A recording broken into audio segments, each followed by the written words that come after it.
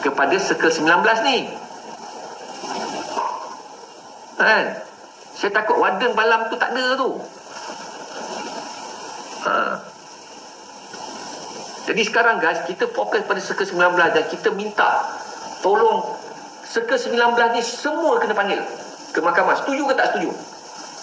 Circle 19 harus menjadi dalam inquest ni, kena jadi saksi. Setuju kan? Jom guys, kita bangkitkan balik tu. Sebab saya sebelum ni saya tengok yang baca ni, saya nampak lah bagi saya bukanlah trigger saya nak bagi ruang, bukan saya nak campur tangan perusahaan mahkamah. Kita bagi ruang inquest berjalan. Tak apa, jalan.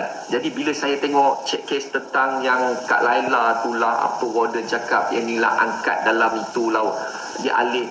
Walaupun hakikatnya saya pun tertanya-tanya yang dikata gambar yang diambil tu, sebab penjelasan pengawal mengatakan dia jumpa arwahnya dalam longkang, tapi gambar lidi yang kita jumpa tu adalah tepi longkang dekat atas lantai. Jadi mana yang betul ni?